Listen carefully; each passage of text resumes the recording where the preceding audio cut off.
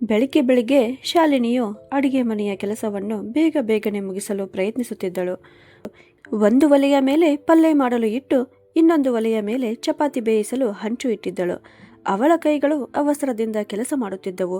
ಅವಳ ಎಲ್ಲಾ ಕೆಲಸದಲ್ಲಿಯೂ ಒಂದು ವಿಚಿತ್ರವಾದ ವೇದನೆ ಇದ್ದಿತು. ಅವಳ ದೇಹ ಮಾತ್ರ ಇಲ್ಲಿ ಇದ್ದಿತು, ಆದರೆ ಮನಸ್ಸು ಬೇರೆ ಎಲ್ಲೋ ಕಳೆದು ಹೋಗಿತ್ತು. ಪಕ್ಕದ ಕೋಣೆಯಲ್ಲಿ ಅವಳ ಅತ್ತೆ ಆಶಾ ಅವರು ಹಾಸಿಗೆಯ ಮೇಲೆ ಎದ್ದು ಕುಳಿತಿದ್ದರು. ಕುಕ್ಕರ್ ಸಿಟಿ ಮತ್ತು ಪಾತ್ರೆಗಳ ಸಪ್ಪಳವು ಅವರನ್ನು ಬೇಗ ಎದ್ದು ಕೂರುವಂತೆ ಮಾಡಿತ್ತು. ಅವರು ಗೋಡೆ ಗಡಿಯಾರದ ಕಡೆಗೆ ನೋಡಿದಾಗ ಈಗ ತಾನೇ 6:30 ಗಂಟೆ ಆಗಿತ್ತು. ಅವರ ಹಣೆಯ ಮೇಲೆ ಸ್ವಲ್ಪ ಸುಕ್ಕು ಕಾಣಿಸಿಕೊಂಡಿತು. ಇಂದು ಭಾನುವಾರ ಮತ್ತು ಭಾನುವಾರಗಳಂದು ನಮ್ಮ ಮನೆಯಲ್ಲಿ 11 ಗಂಟೆಯ ಮೊದಲು ಯಾರು ಉಪಹಾರ ಸೇವಿಸುವುದಿಲ್ಲ. ಹಾಗಿದ್ದರೂ ಸೊಸೆ ಬೆಳಿಗ್ಗೆ ಏಕೆ ಇಷ್ಟು ಬೇಗ? ಏನೋ ವಿಚಾರ ಇರಬೇಕು ಅಂತ ಅಂದುಕೊಂಡರು. ಇನ್ನೊಂದು ಕಡೆಗೆ ಮನೋಹರ್ ಅವರು ತಮ್ಮ ಕುರ್ಚಿಯ ಮೇಲೆ ಕುಳಿತು ನ್ಯೂಸ್ ಪೇಪರ್ ತಿರುವಿ ಹಾಕುತ್ತಿದ್ದರು. ಅವರು ಸುದ್ದಿ ಓದುವುದರಲ್ಲಿ ಪೂರ್ತಿಯಾಗಿ ಮಗ್ನರಾಗಿದ್ದರು. ಸ್ವಲ್ಪ ಹೊತ್ತಿನಲ್ಲಿಯೇ ಶಾಲಿನಿ ಅಡಿಗೆ ಕೆಲಸ ಮುಗಿಸಿ ತನ್ನ ರೂಮಿಗೆ ಹೋದಳು. ನಂತರ ತಯಾರಾಗಿ ತನ್ನ ಅತ್ತೆ ಮಾವರ ಕೋಣೆಯನ್ನ ಪ್ರವೇಶಿಸಿದಳು. ಮೊದಲು ತನ್ನ ಅತ್ತೆಯ ಕಾಲನ್ನ ಮುಟ್ಟಿ ನಂತರ ಮಾವನ ಕಾಲಿಗೆ ನಮಸ್ಕರಿಸಿದಳು. ಅತ್ತೆ, ಮಾವ, ನಾನಿಂದು ಸ್ವಲ್ಪ ತವರು ಮನೆಗೆ ಹೋಗಿ ಬರುತ್ತೇನೆ ಅಂತ ಹೇಳುವಾಗ ಅವಳ ಧ್ವನಿಯಲ್ಲಿ ಸ್ವಲ್ಪ ಅಳುಕು ಕಾಣಿಸುತ್ತಿತ್ತು. ಆಶಾ ಅವರ ಹುಬ್ಬೇರಿದವು ಮತ್ತು ಮನೋಹರ್ ಅವರು ಪೇಪರನ್ನು ಕೆಳಗೆ ಇಟ್ಟರು. ಒಮ್ಮೆಲೆ ಇಬ್ಬರ ದೃಷ್ಟಿಯು ಶಾಲಿನಿಯ ಮೇಲೆ ಕೇಂದ್ರೀಕೃತವಾಯಿತು. ಏಕೆ? ಇನ್ನೂ 1 ವಾರ ಸಹ ಆಗಿಲ್ಲ ನೀನು ತವರಿಗೆ ಹೋಗಿ ಬಂದು, ಮತ್ತೆ ಇವತ್ತೇನು ಅಂತಹ ಜರ್ರತ್ತು ಬಂದಿದೆ ನಿನಗೆ ಅಲ್ಲಿಗೆ ಹೋಗುವಂಥದ್ದು ಅಂತ ಆಶಾ ಅವರು ಪ್ರಶ್ನೆ ಕೇಳಿದರು. ಶಾಲಿನಿಯು ಸ್ವಲ್ಪ ಸ್ಪಷ್ಟಪಡಿಸುತ್ತಾ, ಅದು ಅಮ್ಮನ ಆರೋಗ್ಯ ಸರಿ ಇರುವುದಿಲ್ಲವಲ್ಲ. ಅಪ್ಪ ಒಬ್ಬರೇ ಎಲ್ಲವನ್ನ ನೋಡಿಕೊಳ್ಳುತ್ತಿದ್ದಾರೆ. ಅಡುಗೆಯನ್ನು ಅವರು ಹೇಗೋ ಮಾಡಿಕೊಳ್ಳುತ್ತಿದ್ದಾರೆ. ಇಂದು ಹೋಗಿ ಉಳಿದ ಕೆಲಸವನ್ನ ನಾನು ಮಾಡಿಟ್ಟು ಬರಬೇಕು ಅಂದುಕೊಂಡಿರುವೆ. ಅಮ್ಮನ ಔಷಧಿ ಮತ್ತು ಟೆಸ್ಟ್ ರಿಪೋರ್ಟ್ ತರಬೇಕಾಗಿದೆ ಅಂತ ಹೇಳಿದಳು. ಯಾವ ಉತ್ತರ ಬರಲಿಲ್ಲ. ಕೋಣೆಯಲ್ಲಿ ಒಂದು ಕ್ಷಣ ಮೌನ ಆವರಿಸಿತು. ಶಾಲಿನಿಯ ತುಟಿಗಳು ಮತ್ತೆ ಏನೋ ಹೇಳಬೇಕು ಅಂತ ಅದುರಿದವು. ಆದರೆ ಶಬ್ದಗಳು ಗಂಟಲಲ್ಲಿಯೇ ಸಿಲುಕಿಕೊಂಡವು. ಅತ್ತೆ ಮಾವರ ಮೌನವನ್ನು ಅವಳು ಚೆನ್ನಾಗಿ ಅರಿತಿದ್ದಳು. ಈ ಮೌನವು ಅಸಹಮತಿಗಿಂತ ಹೆಚ್ಚು ಹೊರೆಯಾಗಿತ್ತು. ಸ್ವಲ್ಪ ಹೊತ್ತು ನಿಂತರೂ ಯಾವುದೇ ಪ್ರತಿಕ್ರಿಯೆ ಬರದ ಮೇಲೆ ಅವಳು ಅನಾನುಕೂಲದಿಂದ, ಅತ್ತೆ, ನಾನು ಈಗಾಗಲೇ ಉಪಹಾರ ಸಿದ್ಧಪಡಿಸಿದ್ದೇನೆ. ಮಧ್ಯಾಹ್ನದ ಊಟಕ್ಕೂ ತರಕಾರಿಗಳನ್ನು ಸಿದ್ಧಪಡಿಸಿ ಇಟ್ಟಿದ್ದೇನೆ. ನಿಮಗೇನು ತೊಂದರೆ ಆಗುವುದಿಲ್ಲ ಅಂತ ಹೇಳಿದಳು. ಇಷ್ಟು ಹೇಳಿದರೂ ಸಹ ಯಾರೂ ಕೂಡ ಏನೂ ಹೇಳಲಿಲ್ಲ. ಅದಕ್ಕಾಗಿ ಶಾಲಿನಿ ಸುಮ್ಮನೆ ತನ್ನ ರೂಮಿಗೆ ಮರಳಿದಳು. ಇಲ್ಲಿ ಆಶಾ ಮತ್ತು ಮನೋಹರ್ ಅವರು ಒಬ್ಬರ ಮುಖವನ್ನು ಒಬ್ಬರು ನೋಡುತ್ತಾ, ನಮ್ಮಿಂದ ದೊಡ್ಡ ತಪ್ಪಾಯಿತು. ನಮ್ಮದೇ ಶಹರದ ಹುಡುಗಿಯನ್ನು ನಮ್ಮ ಮನೆಗೆ ಸೊಸೆಯಾಗಿ ತಂದದ್ದು. ಯಾವಾಗ ಮನಸ್ಸು ಬರುತ್ತೋ ಮುಖ ತಿರುವಿಕೊಂಡು ಹೋಗಿಬಿಡುತ್ತಾಳೆ. ಗಂಡನ ಮನೆ ಅನ್ನುವುದು ಅವಳಿಗೆ ಹೋಟೆಲ್ ಥರ ಆಗಿ ಹೋಗಿದೆ. ಮನಸ್ಸು ಬಂದಾಗ ಬರೋದು, ಮನಸ್ಸಿಗೆ ತಿಳಿದಾಗ ಹೋಗೋದು ಅಂತ ಆಶಾ ಅವರು ತಂಪು ಉಸಿರನ್ನ ಬಿಡುತ್ತಾ ಹೇಳಿದರು. ಮನೋಹರ್ ಅವರು ಅವಳ ಮಾತನ್ನ ಪುಷ್ಟೀಕರಿಸುತ್ತಾ ಸಿಟ್ಟಿನಿಂದ ಪೇಪರನ್ನ ತಿರುವಿ ಹಾಕುತ್ತಾ, ಈ ಸೊಸೆಯರಿಗೆ ಎಷ್ಟು ಸಲಿಗೆ ಕೊಡುತ್ತೇವೆಯೋ ಅಷ್ಟು ತಲೆಯ ಮೇಲೆ ಕೂರುತ್ತಾರೆ. ಅಲ್ಲಿಗೆ ಹೋಗಿ ಬಂದು 1 ವಾರವೂ ಸಹ ಕಳೆದಿಲ್ಲ. ಮತ್ತೆ ಈಗ ತವರಿನ ತಯಾರಿ. ಇಂದು ಹೋಗುವುದಿದ್ದರೆ ಹೋಗಲಿ, ಇನ್ನು ಮುಂದೆ ಅವಳಿಗೆ ತಿಳಿಸಿ ಹೇಳು ಅಂತ ಹೇಳಿದರು. ಆಶಾ ಅವರ ಕಣ್ಣುಗಳು ಈಗ ಕಿರಿಕಿರಿಯ ಜೊತೆಗೆ ಕೋಪವನ್ನ ತೋರಿಸುತ್ತಿದ್ದವು. ಮನೋಹರ್ ಅವರ ಮಾತಿಗೆ ಸಮ್ಮತಿಸುತ್ತಾ ಅವರು, ನೀವು ಹೇಳಿದ್ದು ಸರಿ ಇದೆ. ನಾನು ನಮ್ಮ ಸೊಸೆಯನ್ನು ಹದ್ದುಬಸ್ತಿನಲ್ಲಿ ಇಟ್ಟುಕೊಳ್ಳಬೇಕಾಗುತ್ತದೆ. ಪ್ರತಿದಿನ ಈ ರೀತಿ ಅವಳ ಹೆತ್ತವರ ಮನೆಗೆ ಹೋಗುವುದು ನಮ್ಮಲ್ಲಿ ನಡೆಯುವುದಿಲ್ಲ. ಅವಳೀಗ ಸೊಸೆಯಾಗಿ ಉಳಿದಿಲ್ಲ, ಅತಿಥಿಯಾದಂತೆ ಆಗಿದ್ದಾಳೆ. 2 ದಿನ ಇಲ್ಲಿದ್ದರೆ 3ನೇ ದಿನ ಅಲ್ಲಿ ಎಂದರು. ಅದಕ್ಕೆ ಮನೋಹರ್ ಅವರು, ಮತ್ತೆ ಈ ನಿಖಿಲ್, ಅವನು ಕೂಡ ಏನು ಹೇಳುವುದಿಲ್ಲ. ಹೆಂಡತಿ ಎದುರು ಮಾತನಾಡಲಿಕ್ಕೆ ಅವನಿಗೆ ಧೈರ್ಯ ಆಗುವುದಿಲ್ಲ ಅಂತ ಕಾಣುತ್ತದೆ. ಹೆಂಡತಿಯ ಗುಲಾಮ ಅಂತ ಹೇಳಿದರು. ಅಲ್ಲಿ ಶಾಲಿನಿ ತನ್ನ ಬೆಡ್ ಮೇಲೆ ಕುಳಿತಿದ್ದಳು. ಆದರೆ ಅವಳ ಗಮನ ಪೂರ್ತಿಯಾಗಿ ತವರಿನಲ್ಲಿಯೇ ಇದ್ದಿತು. ಅವಳ ಕೆನ್ನೆಯ ಮೇಲೆ ಬಿಸಿಯಾದ ಕಣ್ಣೀರು ಸುಮ್ಮನೆ ಜಾರುತ್ತಿತ್ತು. ಪ್ರತಿ ಸಲ ಇದೇ ರೀತಿ ಆಗುತ್ತಿತ್ತು. ತವರಿಗೆ ಹೋಗುವ ವಿಚಾರ ಹೇಳಿದಾಗಲೆಲ್ಲ ಮನೆಯಲ್ಲಿ ಇದೇ ರೀತಿ ಮೌನ ಆವರಿಸುತ್ತಿತ್ತು. ಅವಳ ಒಬ್ಬನೇ ಒಬ್ಬ ಅಣ್ಣ ಈಗ ಅಮೆರಿಕದಲ್ಲಿ ಇರುತ್ತಿದ್ದ. ಹಿಂದಿನ ವರ್ಷವೇ ಅವನ ಕಂಪನಿಯು ಅವನನ್ನ 3 ವರ್ಷದ ಕಾಂಟ್ರಾಕ್ಟ್ ಮೇಲೆ ಅಮೆರಿಕಕ್ಕೆ ಕಳುಹಿಸಿತ್ತು. ಅವನ ಅನುಪಸ್ಥಿತಿಯಲ್ಲಿ ತಂದೆ ತಾಯಿಯ ಜವಾಬ್ದಾರಿ ಅನ್ನುವುದು ಈಗ ಶಾಲಿನಿಯ ಮೇಲೆಯೇ ಬಿದ್ದಿತ್ತು. ಒಮ್ಮೆ ಅಮ್ಮನ ಆರೋಗ್ಯ ಸರಿ ಇಲ್ಲದಿದ್ದರೆ ಇನ್ನೊಮ್ಮೆ ಅಪ್ಪನದು. ಹಾಗಿದ್ದಾಗ ನಾನು ನೋಡಿಕೊಳ್ಳದಿದ್ದರೆ ಮತ್ಯಾರು ನೋಡಿಕೊಳ್ಳಬೇಕು? ಹೀಗೆ ವಿಚಾರ ಮಾಡುತ್ತಾ ಮಾಡುತ್ತಾ ಅವಳ ಕಣ್ಣೀರು ಹರಿದು ಅವಳ ಮಡಿಲಲ್ಲಿದ್ದ ದುಪ್ಪಟ್ಟವನ್ನ ಒದ್ದೆ ಮಾಡುತ್ತಿತ್ತು. ಆದರೆ ಅವಳು ತನ್ನನ್ನು ತಾನು ಸಂಭಾಳಿಸಿಕೊಂಡು ಬ್ಯಾಗ್ ಎತ್ತಿಕೊಂಡಳು. ಸ್ಕೂಟರ್ ಚಾವಿ ತೆಗೆದುಕೊಂಡು ಹೊರಟೇ ಬಿಟ್ಟಳು. ನಿಖಿಲ್ ಇದುವರೆಗೂ ತನ್ನ ಕೋಣೆಯಲ್ಲಿ ಮಲಗಿದ್ದ. ತಾನು ತವರಿಗೆ ಹೋಗುತ್ತಿರುವ ವಿಷಯವನ್ನು ಶಾಲಿನಿ ರಾತ್ರಿ ಅವನಿಗೆ ತಿಳಿಸಿದ್ದಳು. ಹೋಗುವುದಿದ್ದರೆ ಹೋಗು, ಆದರೆ ಅಪ್ಪ ಅಮ್ಮನಿಗೆ ಒಪ್ಪಿಸಿ ಹೋಗು. ನೀನು ಸ್ವಲ್ಪ ವಿಷಯಗಳನ್ನ ಬ್ಯಾಲೆನ್ಸ್ ಮಾಡಿದರೆ ವಿಷಯಗಳು ಕಗ್ಗಂಟಾಗುವುದಿಲ್ಲ ಅಂತ ಅಷ್ಟೇ ನಿಖಿಲ್ ಹೇಳಿದ್ದ. ಅವಳ ಉದ್ದೇಶ ತಪ್ಪಿಲ್ಲ ಅಂತ ನಿಖಿಲ್ ಅರ್ಥ ಮಾಡಿಕೊಂಡಿದ್ದ. ಅವನೊಬ್ಬ ಸಂವೇದನಾಶೀಲ ಪತಿಯಾಗಿದ್ದ. ಆದರೆ ತಂದೆ ತಾಯಿಯ ಮನೋಭಾವನೆಯನ್ನು ಅವನು ಅರಿತಿದ್ದ. ಶಾಲಿನಿಯು 2 ಮನೆಯ ಜವಾಬ್ದಾರಿಗಳನ್ನು ಸಂತುಲಿತ ರೂಪದಲ್ಲಿ ನಿಭಾಯಿಸಿಕೊಂಡು ಹೋಗಲಿ ಅಂತ ಅವನು ಯೋಚಿಸುತ್ತಿದ್ದ. ಏಕೆಂದರೆ ಯಾರಿಂದಲೂ ದೂರುಗಳು ಬರಬಾರದು ಅಂತ. ಅಯ್ಯೋ ದೇವರೇ, ಅಮ್ಮನ ಆರೋಗ್ಯ ಸರಿ ಹೋದರೆ ಸಾಕು. ಅಪ್ಪನ ಆರೋಗ್ಯವಾದರೂ ಎಲ್ಲಿ ಸರಿ ಇರುತ್ತದೆ? ಅಪ್ಪ ಒಬ್ಬರೇ ಮನೆಯ ಕೆಲಸವನ್ನು ಹೇಗೆ ಮಾಡಿಕೊಳ್ಳುತ್ತಿರಬಹುದು ಅಂತ ಯೋಚಿಸಿ ಯೋಚಿಸಿ ಶಾಲಿನಿಯ ಕಣ್ಣುಗಳು ಮತ್ತೆ ಒದ್ದೆಯಾದವು. ಯಾವಾಗ ಶಾಲಿನಿ ತವರು ಮನೆ ತಲುಪಿದಳೋ ಆಗ ಅವಳ ತಾಯಿಯು ಹಾಸಿಗೆಯಲ್ಲಿ ಮಲಗಿದ್ದಳು. ರಕ್ತವಿಲ್ಲದ ಮುಖ, ಕಣ್ಣುಗಳಲ್ಲಿ ಸುಸ್ತು ಸ್ಪಷ್ಟವಾಗಿ ಕಾಣುತ್ತಿತ್ತು. ಅಪ್ಪ ಅಡುಗೆ ಮನೆಯಿಂದ ಹೊರಗೆ ಬರುತ್ತಲೇ, ಶಾಲು, ನೀನು ಬಂದು ಬಿಟ್ಟಿಯಾ ಮಗಳೇ? ಒಳ್ಳೆಯ ಕೆಲಸ ಮಾಡಿದ್ದೆ ನೋಡು. ನಾನು ಕಡಲೆ ಹಿಟ್ಟಿನ ಖಾರದ ಪ್ಯಾನ್ ಕೇಕ್ ಮಾಡಿದ್ದೇನೆ. ಸ್ವಲ್ಪ ತಿಂದು ಹೇಳು ಹೇಗೆ ಆಗಿದೆ ಅಂತ ಅನ್ನುತ್ತಾ ಅವರು ಒಂದು ತುಂಡು ಕೇಕ್ ಶಾಲಿನಿಯ ಬಾಯಿಗೆ ಹಾಕಿದರು. ತುಂಬಾ ರುಚಿಯಾಗಿದೆ ಅಪ್ಪ ಅಂತ ಶಾಲಿನಿ ಹೇಳಿದಳು. ಹಾ ಮಗಳೇ, ನೀನು ಕುಳಿತಿರು, ನಾನು ಮತ್ತೆ ಮಾಡಿ ತರುತ್ತೇನೆ ಅಂತ ತಂದೆ ಹೇಳಿದಾಗ ಶಾಲಿನಿಯು ಸ್ನೇಹದ ನಗೆ ಬೀರುತ್ತಾ, ಅರೆ ಅಪ್ಪ, ನಾನು ಮಾಡುತ್ತೇನೆ. ನಾನೀಗ ಬಂದಿದ್ದೇನಲ್ಲ, ನೀವೇಕೆ ಚಿಂತೆ ಮಾಡುತ್ತೀರಿ? ಸ್ವಲ್ಪ ಹೊತ್ತು ನೀವು ರೆಸ್ಟ್ ಮಾಡಿ, ನಾನೆಲ್ಲ ನೋಡಿಕೊಳ್ಳುತ್ತೇನೆ ಅಂತ ಹೇಳಿದಳು. ಮತ್ತು ತನ್ನ ಪರ್ಸ್ ಒಂದು ಕಡೆಗೆ ಇಟ್ಟು ಕೂಡಲೇ ಕೆಲಸದಲ್ಲಿ ತೊಡಗಿಕೊಂಡಳು. ನಾಷ್ಟಾ ಮುಗಿಸಿದ ನಂತರ ಮನೆಯ ಪರಿಸ್ಥಿತಿಯನ್ನು ಗಮನಿಸಿದಳು. ಒಂದು ಕಡೆಗೆ ಮುಸುರೆ ಪಾತ್ರೆಗಳ ರಾಶಿಯೇ ಇದ್ದಿತು. ಬಾಲ್ಕನಿಯಲ್ಲಿ ಒಣ ಹಾಕಿದ ಸ್ವಲ್ಪ ಬಟ್ಟೆಗಳು ಹಾಗೆ ಇದ್ದವು. ಸ್ವಲ್ಪ ಬಟ್ಟೆಗಳು ವಾಷಿಂಗ್ ಮೆಷಿನ್ನಲ್ಲಿದ್ದವು. ನೆಲದ ಮೇಲೆ ಟೈಲ್ಸ್ಗಳು ಹೊಲಸಾಗಿದ್ದವು. ಕಳೆದ 1 ತಿಂಗಳಿನಿಂದ ಕೆಲಸದವಳು ಬರುತ್ತಿರಲಿಲ್ಲ. ಅಮ್ಮನ ಆರೋಗ್ಯವೂ ಕೂಡ ಸರಿ ಇರಲಿಲ್ಲ. ಅಪ್ಪನಿಗೆ ಏನು ನೀಗುತ್ತಿತ್ತೋ ಅದನ್ನು ಮಾಡುತ್ತಿದ್ದರು. ಶಾಲಿನಿ ಮೊದಲು ಮನೆಯನ್ನ ಸ್ವಚ್ಛಗೊಳಿಸಿದಳು. ಪಾತ್ರೆ ತೊಳೆದಿಟ್ಟಳು. ಬಟ್ಟೆಗಳನ್ನು ತೊಳೆದು ಹಾಕಿದಳು. ಒಣಗಿದ ಬಟ್ಟೆಗಳನ್ನು ಜೋಡಿಸಿಟ್ಟಳು. ನಂತರ ಮನೆಯ ಟೈಲ್ಸ್ ಒರೆಸಿ ಹೊಳೆಯುವಂತೆ ಮಾಡಿದಳು. ನಂತರ ಅಮ್ಮನ ಮಾತ್ರೆಗಳು ನೆನಪಾಗಿ ತನ್ನ ಪರ್ಸ್ ತೆಗೆದುಕೊಂಡು ಹೋಗುವಷ್ಟರಲ್ಲಿ ಮನೆಯ ಡೋರ್ಬೆಲ್ ಬಾರಿಸಿತು. ಬಾಗಿಲು ತೆರೆದು ನೋಡಿದಾಗ ಎದುರಿಗೆ ಅವಳ ಪತಿ ನಿಖಿಲ್ ನಿಂತಿದ್ದ. ನಿನಗೆ ಸುಸ್ತಾಗಬಹುದು, ಅದಕ್ಕೆ ನಿನಗೆ ಸಹಾಯ ಮಾಡಿದರಾಯಿತು ಅಂತ ಬಂದೆ ಅಂತ ನಿಖಿಲ್ ಹೇಳಿದ. ನಾನು ಈಗ ತಾನೇ ಔಷಧಿ ಮಾತ್ರೆ ತರಬೇಕು ಅಂತ ಹೊರಟಿದ್ದೆ. ರಿಪೋರ್ಟ್ ಕೂಡ ತರುವುದಿದೆ ಅಂತ ಶಾಲಿನಿ ಹೇಳಿದಾಗ ನಿಖಿಲನು, ಇರಲಿ ಬಿಡು, ರಿಪೋರ್ಟ್ ಮತ್ತು ಔಷಧಿಯನ್ನು ನಾನೇ ತರುತ್ತೇನೆ ಅಂತ ಹೇಳುತ್ತಾ ಅವನು ಒಳಗೆ ಬಂದನು. ನಿಖಿಲ್ನ ಈ ಕೇರಿಂಗ್ ನೇಚರ್ ಶಾಲಿನಿ ಮತ್ತು ಅವಳ ತಂದೆ ತಾಯಿಗಳಿಗೆ ತುಂಬಾ ಇಷ್ಟವಾಗುತ್ತಿತ್ತು. ಅವನು ಶಾಲಿನಿಯ ತಂದೆ ತಾಯಿಯ ಆರೋಗ್ಯ ವಿಚಾರಿಸಿದ. ನಂತರ ಮೆಡಿಕಲ್ ಸ್ಟೋರ್ನಿಂದ ಔಷಧಿ ತಂದನು ಮತ್ತು ಸಮಯಕ್ಕೆ ಸರಿಯಾಗಿ ರಿಪೋರ್ಟ್ ಸಹ ತೆಗೆದುಕೊಂಡು ಬಂದನು. ಸ್ವಲ್ಪ ಗಂಟೆಗಳಲ್ಲಿ ಇಬ್ಬರು ಸೇರಿ ಮನೆಯನ್ನು ನೀಟಾಗಿ ಹೊಂದಿಸಿದರು. ತವರು ಮನೆಗೆ ಈಗ ಹೊಳಪು ಬಂದಿತು ಅಂತ ಶಾಲಿನಿಗೆ ಅನಿಸಿತು. ಸಂಜೆ ಆಗುತ್ತಲೇ ಶಾಲಿನಿ ಅಲ್ಲಿಂದ ಹೊರಟಳು. ಅಮ್ಮನು ಅವಳ ಕೈ ಹಿಡಿದುಕೊಂಡು, ನೀನೇನು ಚಿಂತೆ ಮಾಡಬೇಡ ಮಗಳೇ, ನಿಮ್ಮಿಬ್ಬರ ಸಂತೋಷದ ಮುಖವನ್ನು ನೋಡಿಯೇ ನನಗೆ ಸ್ವಲ್ಪ ಆರಾಮ ಅನಿಸುತ್ತದೆ ಅಂತ ಹೇಳಿದಳು. ಸ್ಕೂಟರ್ ಸ್ಟಾರ್ಟ್ ಆಯಿತು ಮತ್ತು ಗಂಡನ ಮನೆಯ ಕಡೆಗೆ ಹೊರಟಿತು. ನಿಖಿಲ್ ತನ್ನ ಗಾಡಿಯಲ್ಲಿ ಅವಳ ಹಿಂದೆ ಹಿಂದೆ ಹೊರಟನು. ಯಾವಾಗ ಅವರಿಬ್ಬರು ಮನೆಯನ್ನ ತಲುಪಿದರೋ ಆಗ ನಿಖಿಲನು ಶಾಲಿನಿಗೆ, ನೀನಿಂದು ಅಡಿಗೆ ಮಾಡಬೇಡ, ಊಟವನ್ನು ಹೊರಗಿನಿಂದ ತರಿಸುತ್ತೇನೆ, ಆವಾಗ ಹೊರಗಿನ ಊಟ ರುಚಿಯಾಗಿರುತ್ತದೆ ಅಂತ ಹೇಳಿದ. ಅವಳ ಮುಖದಲ್ಲಿಯೂ ಸುಸ್ತು ಸ್ಪಷ್ಟವಾಗಿ ಕಾಣಿಸುತ್ತಿತ್ತು. ಆದರೆ ನೆಮ್ಮದಿಯ ಭಾವನೆಯೂ ಕೂಡ ಇದ್ದಿತು. ಆದರೆ ಯಾವಾಗ ಅವಳು ಡ್ರಾಯಿಂಗ್ ರೂಮ್ ತಲುಪಿದಳೋ ಆಗ ಎದುರಿಗೆ ಅತ್ತೆ ಮಾವ ಕುಳಿತಿದ್ದರು.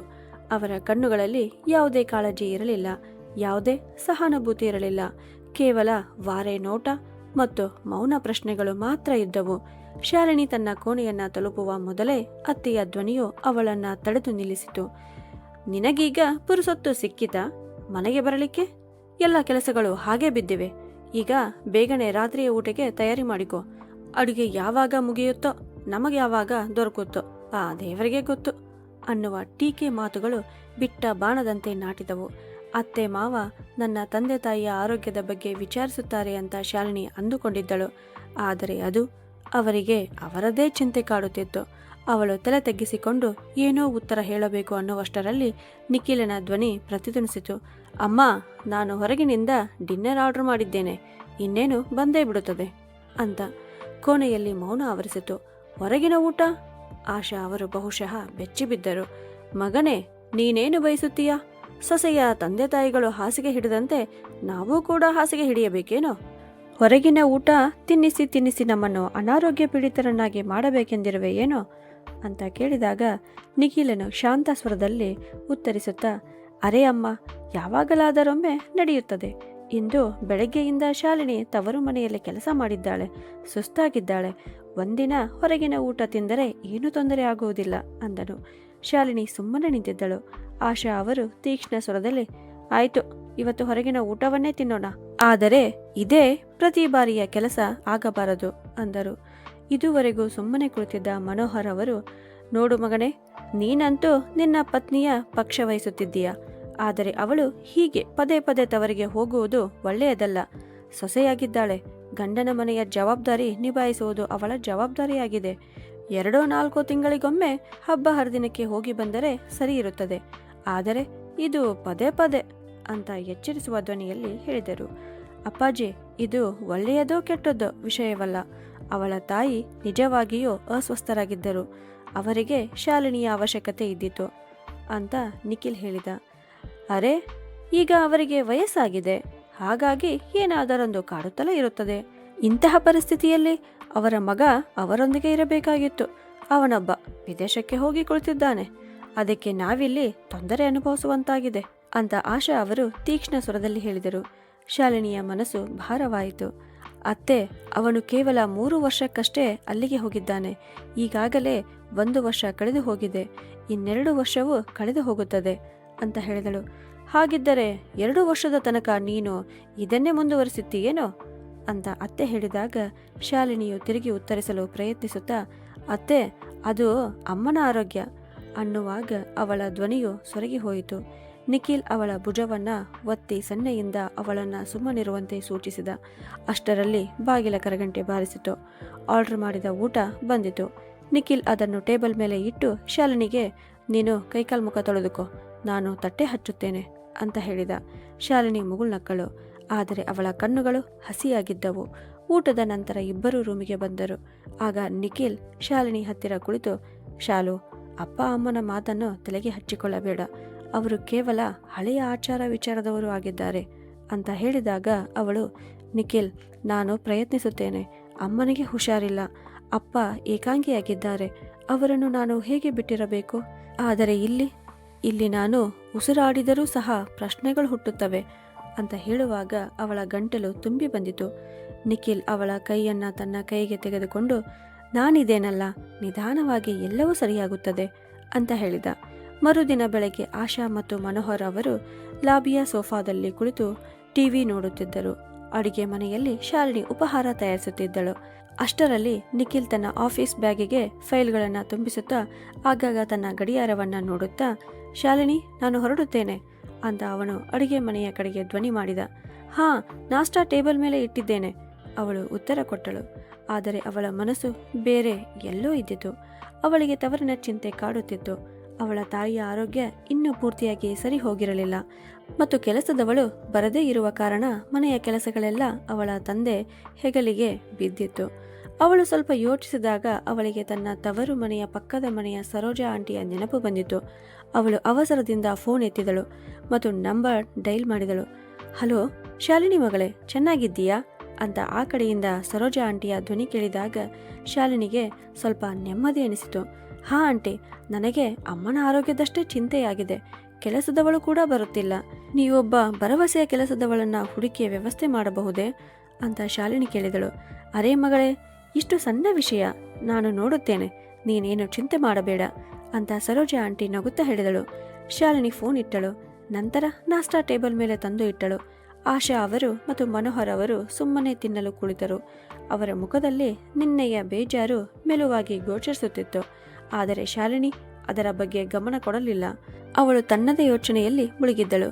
ಮಧ್ಯಾಹ್ನದ ಅಡುಗೆ ಮುಗಿಸಿದ ನಂತರ ಅವಳು ಮಾರ್ಕೆಟ್ಗೆ ಹೋಗುವುದಿತ್ತು.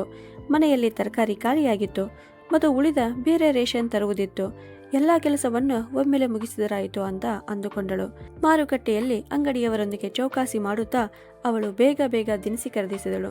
ಅವಳು ತರಕಾರಿ ಅಂಗಡಿಯ ಕಡೆಗೆ ಹೋಗುತ್ತಿದ್ದಂತೆ ಸರೋಜಾ ಆಂಟಿ ಕರೆ ಮಾಡಿದರು. ಶಾಲಿನಿ, ನಾನು ಒಬ್ಬ ಮಹಿಳೆ ಜೊತೆ ಮಾತನಾಡಿದ್ದೇನೆ. ಗಮನವಿಟ್ಟು ಕೆಲಸ ಮಾಡುತ್ತಾಳೆ, ನಿಯತ್ತಾಗಿದ್ದಾಳೆ. ನೀನೊಂದು ಸಲ ಬಂದು ಎಲ್ಲ ಕೆಲಸಗಳ ಬಗ್ಗೆ ತಿಳಿಸಿ ಹೇಳಿ ಹೋಗು ಅಂತ ಹೇಳುವಾಗ ಸರೋಜಾ ಆಂಟಿಯ ಧ್ವನಿಯಲ್ಲಿ ಉತ್ಸಾಹ ಇದ್ದಿತು. ಆಂಟಿ, ನಿಮಗೆ ತುಂಬ ತುಂಬ ಧನ್ಯವಾದಗಳು. ನಾನು ಈಗಲೇ ಬರುತ್ತೇನೆ ಅಂತ ಶಾಲಿನಿ ನಿರಾಳತೆಯಿಂದ ಹೇಳಿದಳು. ಅವಳು ಸ್ಕೂಟರ್ ತವರು ಮನೆಯ ಕಡೆಗೆ ತಿರುಗಿಸಿದಳು.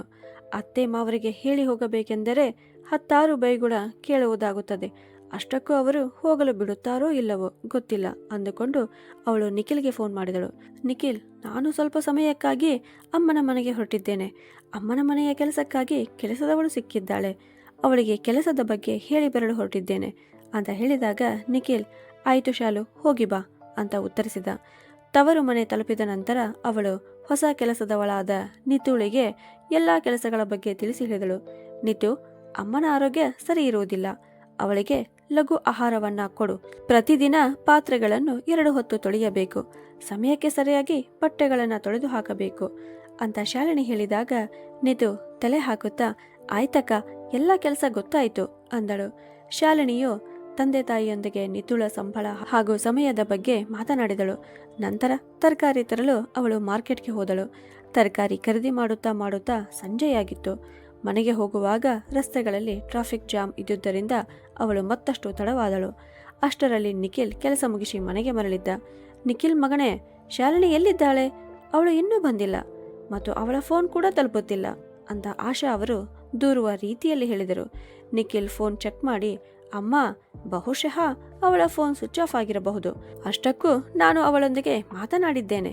ತವರಿನ ಸ್ವಲ್ಪ ಕೆಲಸವಿದೆ ಅಂತ ಹೇಳಿದ್ದಳು. ಇನ್ನೇನು ಬರಬಹುದು ಅಂತ ಹೇಳಿದ. ತಗೋ, ನಾವಿಲ್ಲಿ ಚಹಾಕ್ಕಾಗಿ ಕಾಯುತ್ತಾ ಕುಳಿತಿದ್ದೇವೆ. ಮತ್ತೆ ಅವಳು ಈ ಪ್ರತಿದಿನದ ನಾಟಕ ಯಾವಾಗ ಮುಗಿಯುತ್ತದೆಯೋ ಯಾರಿಗೊತ್ತು ಅಂತ ಹೇಳಿದಳು. ಅದೇ ಸಮಯಕ್ಕೆ ಬಾಗಿಲು ತಳ್ಳಿಕೊಂಡು ಶಾಲಿನಿ ಒಳಗೆ ಬಂದಳು. ಅವಳ ಕೈಯಲ್ಲಿ ತರಕಾರಿಯ ಚೀಲ ಇದ್ದಿತು ಮತ್ತು ಮುಖದಲ್ಲಿ ಸುಸ್ತು ಸ್ಪಷ್ಟವಾಗಿ ಕಾಣುತ್ತಿತ್ತು. ಆಶಾ ಅವರು ಅವಳನ್ನ ನೋಡುತ್ತಲೇ, ಏನ್ ಸೊಸೆ, ಇಲ್ಲಿಂದ ತರಕಾರಿ ತರುತ್ತೇನೆ ಅಂತ ಹೇಳಿ ಹೋದವಳು ತವರು ಮನೆಗೆ ಹೋಗಿ ಬಂದಿಯಾ ಅಂತ ಕೇಳಿದರು. ಶಾಲಿನಿಯು ಚೀಲವನ್ನ ಅಡಿಗೆ ಮನೆಯಲ್ಲಿ ಇಟ್ಟಳು ಮತ್ತು ಶಾಂತ ಸ್ವರದಲ್ಲಿ, ಹೌದು ಅತ್ತೆ, ಸ್ವಲ್ಪ ಕೆಲಸವಿತ್ತು ಅಷ್ಟೇ. ಅದು ಅಮ್ಮನ ಮನೆಗೆ ಹೊಸದಾಗಿ ಕೆಲಸದವಳು ಬಂದಿದ್ದಳು. ಅದು ಸರೋಜಾ ಆಂಟಿ ಇದ್ದಾರಲ್ಲ, ಅವರು ಅವಳನ್ನ ಹುಡುಕಿದ್ದರು. ಅವಳಿಗೆ ಕೆಲಸದ ಬಗ್ಗೆ ತಿಳಿಸಿಕೊಡಲು ಹೋಗಿದ್ದೆ. ನಾನಿನ್ನು ಪದೇ ಪದೇ ಅಮ್ಮನ ಮನೆಗೆ ಹೋಗುವ ಅವಶ್ಯಕತೆ ಬೀಳುವುದಿಲ್ಲ ಅಂತ ಹೇಳಿದಳು. ಇದನ್ನು ಕೇಳುತ್ತಲೇ ಆಶಾ ಮತ್ತು ಮನೋಹರ್ ಅವರ ಮುಖದಲ್ಲಿ ಸಂತುಷ್ಟಿಯ ಭಾವನೆ ಮೂಡಿತು. ಇದನ್ನೇ ಅವರು ಬಯಸಿದ್ದರು. ನಂತರ ಆಶಾ ಅವರು ತಲೆ ಹಾಕಿದರು ಮತ್ತು ಸ್ಪಷ್ಟವಾಗಿ, ಆಯ್ತು ಆಯ್ತು, ಇದನ್ನು ಒಳ್ಳೆಯ ಕೆಲಸ ಮಾಡಿದೆ ನೀನು. ನಡಿ, ಈಗ ಎಲ್ಲರಿಗಾಗಿ ಚಹಾ ಮಾಡಿ ತೆಗೆದುಕೊಂಡು ಬಾ. ಮತ್ತೆ ಬೆಳಗಿನ ಮುಸುರೆ ಪಾತ್ರೆಗಳು ಹಾಗೇ ಇವೆ, ಕೆಲಸದವಳು ಬಂದಿಲ್ಲ, ಅವನ್ನ ತೊಳೆದಿಡು ಅಂತ ಆಜ್ಞೆಯನ್ನ ಮಾಡುವ ಥರ ಹೇಳಿದಳು. ಸುಸ್ತಾಗಿದ್ದ ಶಾಲಿನಿ ಸುಮ್ಮನೆ ಅಡುಗೆ ಮನೆಗೆ ಹೋದಳು. ನಿಖಿಲ್ ಕೈಕಾಲು ಮುಖ ತೊಳೆದುಕೊಂಡು ಅಲ್ಲಿಗೆ ಬಂದನು. ನೀನು ಪಾತ್ರೆ ತೊಳೆಯುವವರೆಗೂ ನಾನು ಚಹಾ ಮಾಡುತ್ತೇನೆ, ಒಟ್ಟಿಗೆ ಕುಳಿತು ಕುಡಿಯೋಣ ಅಂತ ಹೇಳಿದ. ಅರೆ ಇರ್ಲಿ ಬಿಡಿ, ನೀವು ಆಫೀಸ್ನಿಂದ ಈಗ ತಾನೇ ಬಂದಿದ್ದೀರಿ, ನಾನೇ ಮಾಡುತ್ತೇನೆ ಅಂತ ಶಾಲಿನಿ ಹೇಳಿದಾಗ ನಿಖಿಲನು, ಖಂಡಿತವಾಗಿ ಇಲ್ಲ, ಇಂದು ನನ್ನ ಕೈಯಿಂದಲೇ ಚಹಾ ಆಗಬೇಕು, ಹೆದರಬೇಡ, ಚಹಾಕ್ಕೆ ಸಕ್ಕರೆ ಬದಲು ಉಪ್ಪು ಹಾಕುವುದಿಲ್ಲ ಅಂದನು. ಇಬ್ಬರು ಜೋರಾಗಿ ನಕ್ಕರು. ನಿಧಾನವಾಗಿ ದಿನಗಳು ಕಳೆಯುತ್ತಾ ಹೋದವು. ಈಗ ಶಾಲಿನಿ ತಾಯಿಯ ಆರೋಗ್ಯ ಸ್ವಲ್ಪ ಸುಧಾರಿಸಿತ್ತು. ಅದಕ್ಕಾಗಿ ಶಾಲಿನಿಯ ಚಿಂತೆ ಸ್ವಲ್ಪ ಕಡಿಮೆಯಾಗಿತ್ತು.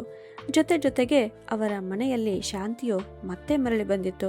ಅತ್ತೆ ಮಾವನವರು ಈಗ ಸೊಸೆಯ ಮೇಲೆ ಪೂರ್ತಿಯಾಗಿ ಸಂತುಷ್ಟರಾಗಿದ್ದರು. ಮತ್ತು ಸಂತುಷ್ಟಿಗೆ ಮುಖ್ಯ ಕಾರಣವೆಂದರೆ ಸೊಸೆ ತವರಿಗೆ ಹೋಗಿ ಬಂದು ಈಗ ಪೂರ್ತಿಯಾಗಿ 15 ದಿನಗಳು ಕಳೆದಿದ್ದವು. ಅವಳು ಕೇವಲ ಕೆಲಸದವಳ ಥರ ಹಗಲು ರಾತ್ರಿ ಅವರ ಸೇವೆಯಲ್ಲಿ ತೊಡಗಿದ್ದಳು. ಇಂದು ರವಿವಾರ ಇದ್ದಿತು. ಮಧ್ಯಾಹ್ನದ ಊಟದ ನಂತರ ಶಾಲಿನಿ ಅಡಿಗೆ ಮನೆಯನ್ನು ಕ್ಲೀನ್ ಮಾಡುತ್ತಿದ್ದಳು. ಹೊರಗೆ ಹಾಲ್ನಲ್ಲಿ ಆಶಾ, ಮನೋಹರ್ ಅವರು ಮತ್ತು ನಿಖಿಲ್ ಒಟ್ಟಿಗೆ ಕುಳಿತು ಟಿವಿ ನೋಡುತ್ತಿದ್ದರು. ಟಿವಿಯಲ್ಲಿ ಯಾವುದೋ ಹಳೆಯ ಸಿನಿಮಾ ನಡೆಯುತ್ತಿತ್ತು. ಆಗ ಆಶಾ ಅವರ ಫೋನ್ ರಿಂಗ್ ಆಯಿತು. ಸ್ಕ್ರೀನ್ ಮೇಲೆ ಅವರ ಮಗಳು ಸೀಮಾಳ ಹೆಸರಿದ್ದಿತು. ಹಾ ಸೀಮಾ ಮಗಳೇ, ಎಲ್ಲವೂ ಸರಿಯಾಗಿದ್ದೆ ತಾನೇ? ಆಶಾ ಅವರ ಧ್ವನಿಯಲ್ಲಿ ಉತ್ಸಾಹ ಇದ್ದಿತು. ಫೋನ್ನಲ್ಲಿ ಸ್ವಲ್ಪ ಹೊತ್ತು ಅವರ ಮಾತುಕತೆ ಆಯಿತು ಮತ್ತು ಯಾವಾಗ ಅವರು ಫೋನ್ ಇಟ್ಟರೋ ಆಗ ಅವರ ಮುಖವು ಖುಷಿಯಿಂದ ಹೊಳೆಯುತ್ತಿತ್ತು. ಅರೆ ಸೊಸೆ, ಅವರು ಅಡಿಗೆ ಮನೆಯ ಕಡೆಗೆ ಕೂಗಿದರು. ಇಂದು ಸಂಜೆ ಸೀಮಾ ತನ್ನ ಮಕ್ಕಳನ್ನು ಕರೆದುಕೊಂಡು ಬರುತ್ತಿದ್ದಾಳೆ. ಅವಳಿಲ್ಲಿ ಪೂರ್ತಿ 1 ವಾರ ಇರುತ್ತಾಳೆ. ಅವರಿಗಾಗಿ ಸ್ಪೆಷಲ್ ಅಡಿಗೆ ತಯಾರಿಸೋ ಅಂತ ಹೇಳಿದಳು. ಆಯಿತು ಅತ್ತೆ, ನಾನು ಈಗಲೇ ತಯಾರಿಸುತ್ತೇನೆ ಅಂತ ಶಾಲಿನಿ ಒಳಗಿನಿಂದಲೇ ಹೇಳಿದಳು. ಮತ್ತೆ ಕೇಳು, ಸೀಮಾಳಿಗೆ ಮಿಕ್ಸ್ ವೆಜ್ ಅಂದರೆ ಬಹಳ ಇಷ್ಟ, ಅದನ್ನೇ ಮಾಡು. ಮತ್ತು ಮಕ್ಕಳಿಗೆ ಪನ್ನೀರ್ ಬಾಜಿ ಮಾಡು, ಜೊತೆಗೆ ಸ್ವಲ್ಪ ಸ್ವೀಟ್. ಹೋಗ್ಲಿ, ಕೀರನ್ನೇ ಮಾಡು ಅಂತ ಆಶಾ ಅವರು ಬಹಳ ಉತ್ಸಾಹದಿಂದ ಹೇಳಿದರು. ಆಯಿತು ಅತ್ತೆ ಅಂತ ಹೇಳಿ ಶಾಲಿನಿಯು ಅಡಿಗೆ ಮನೆಯಲ್ಲಿ ಸಾಮಾನುಗಳನ್ನು ಹೊಂದಿಸಿಕೊಂಡಳು. ಅವಳು ಯಾವಾಗ ತರಕಾರಿ ಹೆಚ್ಚಲು ಕುಳಿತಳೋ ಆಗ ಅವಳ ಫೋನ್ ರಿಂಗ್ ಆಯಿತು. ಆಶಾ ಅವರು ಅದನ್ನು ಎತ್ತಿ ನೋಡಿದರು. ಸೊಸೆಯ ತಾಯಿಯ ಕರೆ ಇತ್ತು. ಮುಖದಲ್ಲಿ ಯಾವುದೇ ಭಾವನೆ ಇರದೆ ಅವರು ಸುಮ್ಮನೆ ಫೋನ್ ಕಟ್ ಮಾಡಿದರು. ಆದರೆ ಸ್ವಲ್ಪವೇ ಸೆಕೆಂಡ್ನಲ್ಲಿ ಫೋನ್ ಮತ್ತೆ ರಿಂಗ್ ಆಯಿತು. ಶಾಲಿನಿ ಅಡಿಗೆ ಮನೆಯಿಂದ ಬೇಗನೆ ಹೊರಬಂದು ನಾನು ನೋಡುತ್ತೇನೆ ಅತ್ತೆ ಅಂತ ಹೇಳುತ್ತಾ ಅವಳು ಆಶಾ ಅವರ ಕೈಯಿಂದ ಫೋನ್ ಇಸಿದುಕೊಂಡಳು. ಸ್ಕ್ರೀನ್ ಮೇಲೆ ಅಮ್ಮನ ನಂಬರ್ ನೋಡಿ ಅವಳ ಮನಸ್ಸು ಗಾಬರಿಯಾಯಿತು. ಅವಳು ಫೋನ್ ಎತ್ತಿ ಹಲೋ ಅಮ್ಮ, ಎಲ್ಲ ಸರಿಯಾಗಿದೆ ತಾನೇ ಅಂದಳು. ಮಗಳೇ ಶಾಲು, ನಿನ್ನ ಅಪ್ಪನ ಕೆಮ್ಮು ನಿಲ್ಲುವ ಹಾಗೆ ಕಾಣುತ್ತಿಲ್ಲ. ನಾನು ಡಾಕ್ಟರ್ಗೆ ಕಾಲ್ ಮಾಡಿದ್ದೇನೆ. ಆದರೆ ಅಂತ ತಾಯಿಯ ಮಾತು ಕೇಳಿ ಶಾಲಿನಿಯ ಹಣೆ ಬೆವರಿತು. ಅವಳ ಮುಖ ಬಿಳಿಚಿಕೊಂಡಿತು. ಅವಳ ಪರಿಸ್ಥಿತಿಯನ್ನ ನೋಡಿ ನಿಖಿಲ್ ಕೂಡಲೇ ಎದ್ದು ಅವಳ ಹತ್ತಿರ ಬಂದು ಏನಾಯಿತು ಶಾಲು ಅಂದನು. ಅದು ಅಮ್ಮನ ಫೋನ್ ಆಗಿತ್ತು. ಅಪ್ಪನಿಗೆ ಕೆಮ್ಮು ನಿಲ್ಲುತ್ತಿಲ್ಲವಂತೆ. ಅವರ ಪರಿಸ್ಥಿತಿ ಚಿಂತಾಜನಕವಾಗಿದೆ. ಅಷ್ಟಕ್ಕೂ ಅವರು ಅಸ್ತಮಾ ರೋಗಿಯಾಗಿದ್ದಾರೆ. ಅಸ್ತಮಾ ಜೋರಾಗಿರಬಹುದು ಅಂತ ಕಾಣುತ್ತದೆ. ಅವರು ಡಾಕ್ಟರ್ಗೆ ಫೋನ್ ಮಾಡಿ ಕರೆದಿದ್ದಾರೆ. ಅದಕ್ಕೆ ನಾನು ಈಗಲೇ ಹೋಗಬೇಕಾಗುತ್ತದೆ ಅಂತ ಹೇಳುವಾಗ ಅವಳ ಧ್ವನಿಯಲ್ಲಿ ಚಿಂತೆ ಕಾಣುತ್ತಿತ್ತು.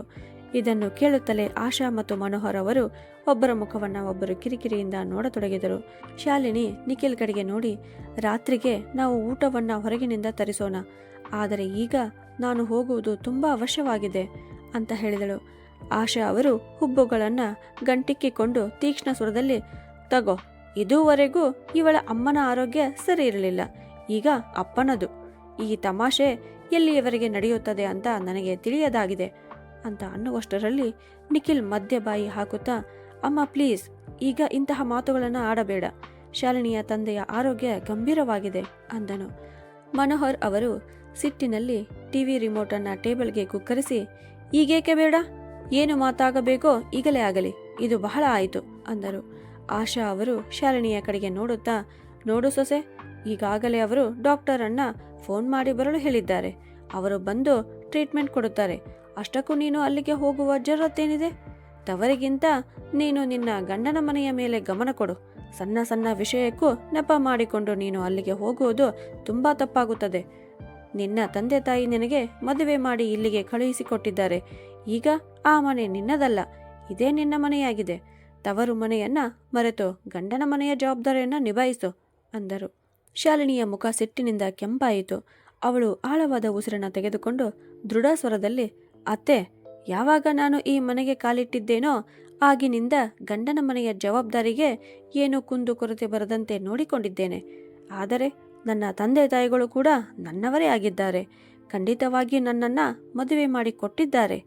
ಆದರೆ ಅದರೊಂದಿಗೆ ನನ್ನ ರಕ್ತ ಸಂಬಂಧ ಕಡಿದು ಹೋಗಿಲ್ಲ. ನನ್ನ ದೇಹದಲ್ಲಿ ಅವರದೇ ರಕ್ತ ಹರಿಯುತ್ತಿದೆ. ನಾನು ಇಂದಿಗೂ ಅವರ ಮಗಳಾಗಿದ್ದೇನೆ ಮತ್ತು ಅವರು ನನ್ನ ತಂದೆ ತಾಯಿಯಾಗಿದ್ದಾರೆ ಅಂತ ಹೇಳಿದಳು. ಆಶಾ ಅವರು ಕೂಡಲೇ ಉತ್ತರಿಸುತ್ತಾ ಅವರು ನಿನ್ನ ತಂದೆ ತಾಯಿಯಲ್ಲ ಅಂತ ನಾವು ಯಾವಾಗ ಹೇಳಿದ್ದೇವೆ? ಮದುವೆಯ ನಂತರ ಸೊಸೆಯಾದವಳು ಗಂಡನ ಮನೆಯ ಜವಾಬ್ದಾರಿ ಹೊರಬೇಕೇ ಹೊರತು ತವರು ಮನೆಯದಲ್ಲ. ನಿನ್ನ ತಂದೆ ತಾಯಿಯನ್ನು ನಿನ್ನ ಅಣ್ಣ ನೋಡಿಕೊಳ್ಳಬೇಕು, ಅದು ನಿನ್ನ ಕೆಲಸವಲ್ಲ ಅಂತ ಹೇಳಿದರು. ಇದನ್ನು ಕೇಳಿದ ನಿಖಿಲ್ ತಾಳ್ಮೆಯ ಕಟ್ಟೆ ಒಡೆಯಿತು. ಅವನು ಸಿಟ್ಟಿನಿಂದ ಅಮ್ಮ ಸಾಕು, ಮೊದಲೇ ಅವಳ ತಂದೆಗೆ ಹುಷಾರಿಲ್ಲ, ಮೇಲಾಗಿ ನೀವು ಸ್ವಲ್ಪವೂ ಅರ್ಥ ಮಾಡಿಕೊಳ್ಳಲು ತಯಾರಿಲ್ಲ ಅಂದನು. ಮನೋಹರ್ ಅವರು ತೀಕ್ಷ್ಣ ದೃಷ್ಟಿಯಿಂದ ನಿಖಿಲನನ್ನ ನೋಡಿ ನಿನಗೆ ತಿಳಿದುಕೊಳ್ಳಲು ಆಗುತ್ತಿಲ್ಲ ಮಗನೇ, ಹೆಂಡತಿಯ ಗುಲಾಮನ ಹಾಗೆ ಅವಳ ಮಾತಿಗೆ ಸಹಕರಿಸುತ್ತಾ ತಿರುಗುತ್ತೀಯ. ನಾಚಿಕೆ ಆಗುವುದಿಲ್ಲವೇ ನಿನಗೆ? ನಮ್ಮ ಮಾತಿಗೆ ಯಾವುದೇ ಬೆಲೆ ಇಲ್ಲ ನಿನ್ನಿಂದ. ಇದು ಬಹಳ ಆಯಿತು. ಇಂದು ಎರಡರಲ್ಲಿ ಒಂದು ತೀರ್ಮಾನ ಆಗೇ ಬಿಡಲಿ. ಒಂದು ನೀನು ನಿನ್ನ ತಂದೆ ತಾಯಿಯನ್ನು ಆಯ್ದುಕೊಳ್ಳಬೇಕು, ಇಲ್ಲದಿದ್ದರೆ ನಿನ್ನ ಪತ್ನಿಯನ್ನು ಆಯ್ದುಕೋ ಅಂದರು. ನಿಖಿಲನ ಮುಖ ಸಿಟ್ಟಿನಿಂದ ತಪತಪಿಸುತ್ತಿತ್ತು. ಅವನು ಜೋರಾದ ಧ್ವನಿಯಲ್ಲಿ, ಸರಿಯಾಯಿತು, ನಿಮಗೆ ನಿರ್ಣಯ ಬೇಕಲ್ಲವೇ? ಹಾಗಿದ್ದರೆ ನನ್ನ ನಿರ್ಧಾರ ಕೇಳಿಸಿಕೊಳ್ಳಿ. ನಾವು ಹಿಂದೆ ಈ ಮನೆಯನ್ನ ಬಿಟ್ಟು ಹೋಗುತ್ತಿದ್ದೇವೆ ಅಂತ ಹೇಳಿದ. ಏನು ಹೇಳುತ್ತಿದ್ದೀಯಾ ನೀನು? ಆಶಾ ಅವರ ಧ್ವನಿಯು ಕಂಪಿಸುತ್ತಿತ್ತು. ಅವರ ಕಣ್ಣುಗಳು ಕೋಪ ಮತ್ತು ಆಘಾತದಿಂದ ಅಗಲವಾದವು. ನಮ್ಮನ್ನು ತ್ಯಜಿಸುವ ಬಗ್ಗೆ ಮಾತನಾಡುತ್ತಿದ್ದೀಯಾ ನೀನು? ನಿನ್ನ ಹೆತ್ತವರು, ನಿನ್ನನ್ನು ಈ ಜಗತ್ತಿಗೆ ಕರೆತಂದವರು, ನಿನ್ನನ್ನು ಬೆಳೆಸಿದವರು, ನಿನಗೆ ಶಿಕ್ಷಣ ನೀಡಿದವರು, ನೀನು ಇಂದು ಏನಾಗಿದ್ದೀಯೋ ಅದೆಲ್ಲವೂ ನಮ್ಮ ಕೊಡುಗೆಯಾಗಿದೆ. ನಿನ್ನ ಇಚ್ಛೆಯನ್ನು ಪೂರೈಸಲು ನಾವು ಲೆಕ್ಕವಿಲ್ಲದಷ್ಟು ರಾಜಿ ಮಾಡಿಕೊಂಡಿದ್ದೇವೆ. ಆದರೆ ನಿನಗೆ ಯಾವುದೇ ಕೊರತೆಯನ್ನು ನಾವು ಎಂದಿಗೂ ಅನುಭವಿಸಲು ಬಿಡಲಿಲ್ಲ. ಮತ್ತು ಇಂದು ನೀನು ನಿನ್ನೆ ಮೊನ್ನೆ ಬಂದ ಈ ಹುಡುಗಿಗಾಗಿ ನಮ್ಮನ್ನು ಬಿಟ್ಟು ಹೋಗಬೇಕೆಂದು ಮಾತನಾಡುತ್ತಿದ್ದೀಯಾ ಅಂತ ಹೇಳಿದರು. ನಿಖಿಲ್ ಒಂದು ಆಳವಾದ ಉಸಿರನ್ನು ಎಳೆದುಕೊಂಡು ಶಾಂತವಾದ ಆದರೆ ದೃಢವಾದ ಧ್ವನಿಯಲ್ಲಿ, ಅಪ್ಪ ಅಮ್ಮ, ನೀವೀಗ ಯಾವ ಮಾತನ್ನು ಹೇಳಿದಿರೋ ಅದು ಶಾಲಿನಿಗೂ ಅನ್ವಯಿಸುವುದಿಲ್ಲವೇ? ಅವಳ ತಂದೆ ತಾಯಿಗಳು ಕೂಡ ಅವಳಿಗೆ ಜನ್ಮ ನೀಡಿದ್ದಾರೆ. ಅಷ್ಟು ವರ್ಷದಿಂದ ಸಾಕಿ ಬೆಳೆಸಿದ್ದಾರೆ, ಓದು ಬರಹ ಕಲಿಸಿದ್ದಾರೆ. ಅವರು ಕೂಡ ಅವಳಿಗಾಗಿ ತಮ್ಮ ಜೀವನದಲ್ಲಿ ಎಷ್ಟೋ ರಾಜಿ ಮಾಡಿಕೊಂಡಿರುತ್ತಾರೆ. ಅವಳ ಮದುವೆಗಾಗಿ ಪಾಪ ಅವರು ಎಷ್ಟೊಂದು ತೊಂದರೆ ತೆಗೆದುಕೊಂಡು ಹಣ ಹೊಂದಿಸಿರಬಹುದು. ಏಕೆಂದರೆ ಅವಳು ಖುಷಿಯಾಗಿರಬೇಕು ಅನ್ನುವ ಉದ್ದೇಶಕ್ಕೆ ಮಾತ್ರ. ಹಾಗಿದ್ದರೆ ಅವಳ ತಂದೆ ತಾಯಿಯ ಸುಖ ದುಃಖದಲ್ಲಿ ಭಾಗಿಯಾಗಿ ನಿಲ್ಲುವುದು ಅವಳ ಕರ್ತವ್ಯ ಅಲ್ಲವೇ? ತಂದೆ ತಾಯಿ ಅಂದರೆ ಅವರು ತಂದೆ ತಾಯಿಗಳೇ ಆಗಿದ್ದಾರೆ. ಅದು ನನಗಾದರೂ ಸರಿ, ಅವಳಿಗಾದರೂ ಸರಿ. ಹಾಗಿದ್ದಾಗ ತಂದೆ ತಾಯಿಯ ಜವಾಬ್ದಾರಿ ನಿಭಾಯಿಸಲು ಭೇದ ಭಾವ ಎಂಥದ್ದು? ಒಂದು ವೇಳೆ ಅವಳು ತನ್ನ ತಂದೆ ತಾಯಿಯ ಸೇವೆ ಮಾಡಲು ಆಗದಿದ್ದರೆ ನನಗ್ಯಾವ ಹಕ್ಕಿದೆ ನಿಮ್ಮ ಸೇವೆ ಮಾಡಲಿಕ್ಕೆ? ನಾನು ನಿಮ್ಮನ್ನ ಬಿಟ್ಟು ಹೋಗುತ್ತಿದ್ದೇನೆ ಅಂತ ಹೇಳಿದ. ಮನೆಯಲ್ಲಿ ಮೌನ ಆವರಿಸಿತು. ಆಶಾ ಮತ್ತು ಮನೋಹರ್ ಅವರು ಒಬ್ಬರ ಮುಖವನ್ನ ಒಬ್ಬರು ನೋಡಿಕೊಂಡರು. ಆದರೆ ಅವರ ಹತ್ತಿರ ಯಾವುದೇ ಉತ್ತರ ಇರಲಿಲ್ಲ. ಶಾಲಿನಿಯ ಕಣ್ಣಲ್ಲಿ ಕಣ್ಣೀರು ಸುರಿಯುತ್ತಿತ್ತು. ಅವಳ ಶಬ್ದಗಳಿಗೆ ನಿಖಿಲ್ ಧ್ವನಿಗೂಡಿಸಿದ್ದ. ಆದರೆ ಮನೋಹರ್ ಮತ್ತು ಆಶಾ ಅವರು ನಿಶಬ್ದವಾಗಿ ನಿಂತಿದ್ದರು. ನಿಖಿಲ್ ಕಾರಿನ ಚಾವಿ ತೆಗೆದುಕೊಂಡು, ನಡಿ ಶಾಲು, ಮೊದಲು ನಿನ್ನ ತಂದೆಯನ್ನ ನೋಡಿಕೊಳ್ಳುವುದು ಅವಶ್ಯವಾಗಿದೆ. ಉಳಿದ ವಿಷಯವನ್ನ ಆಮೇಲೆ ನೋಡಿದರಾಯಿತು ಅಂದನು.